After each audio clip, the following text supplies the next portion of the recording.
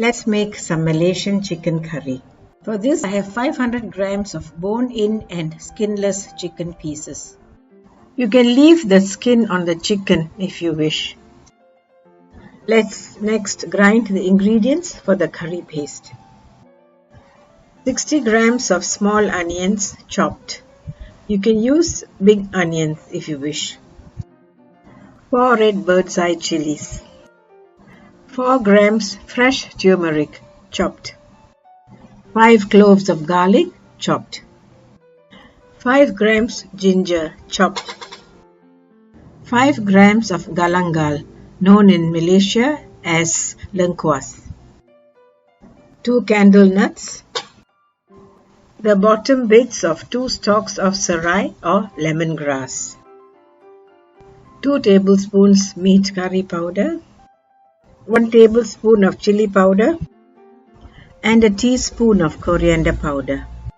Let's now add some water and grind this into a smooth paste.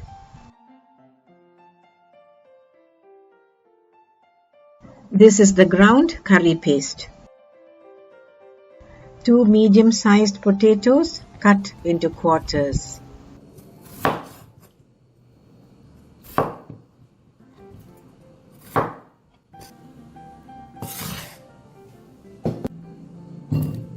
Two stalks of curry leaves sliced thin.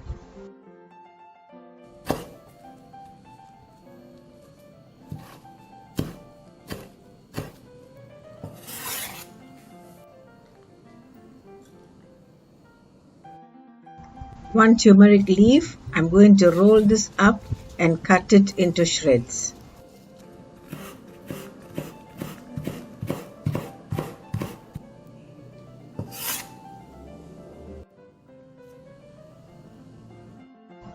I have a pan on medium heat with 5 tablespoons of oil heating in it. Adding a 1-inch stick cinnamon into the hot oil. Next, add the chili paste and the curry leaves.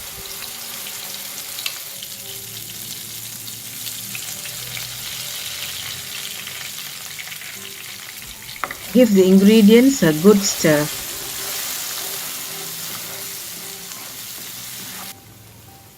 Add 7 grams of belacan into the mix. Belacan is a dried shrimp paste widely used in Malaysian cooking. Fry until the raw smell of the chili paste disappears and the oil separates from the chili paste. This should take about 2 minutes on a moderate flame. This is after 2 minutes. Can you see how gorgeous this chili paste looks?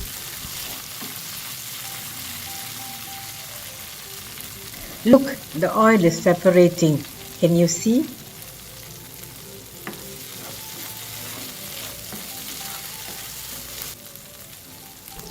Next, add the chicken pieces to this mouth-watering chili paste.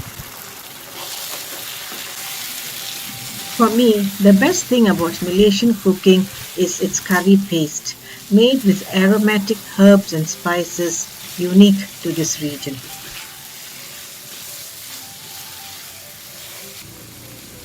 Add salt to taste.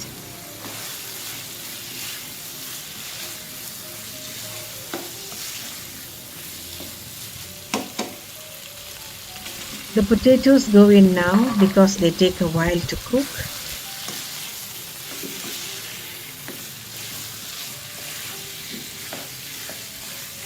Let's cover and allow the chicken to cook in its own juices. 2 minutes later, this is how the curry looks.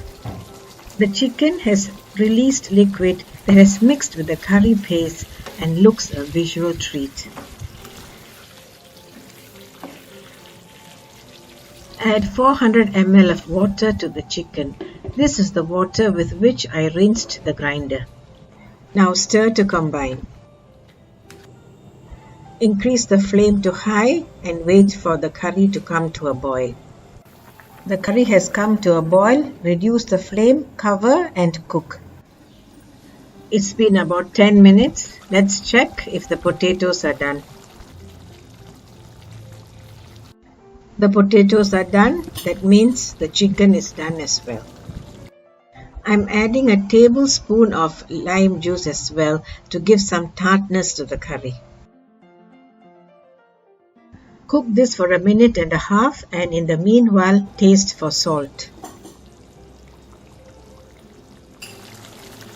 After about 1.5 minutes, add 100 ml of coconut milk that has been diluted with about 50 ml of water.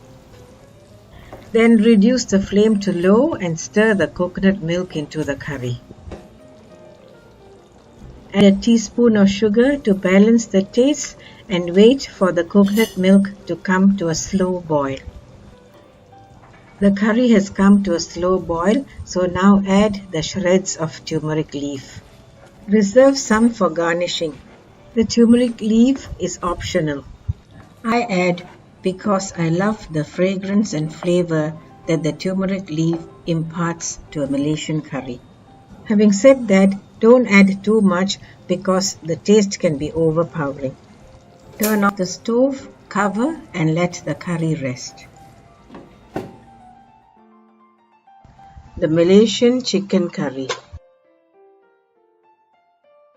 A delicious chicken curry cooked with Southeast Asian herbs and spices in rich and creamy coconut milk. Do try this at home and enjoy. Until I see you again with another video, stay safe. Bye.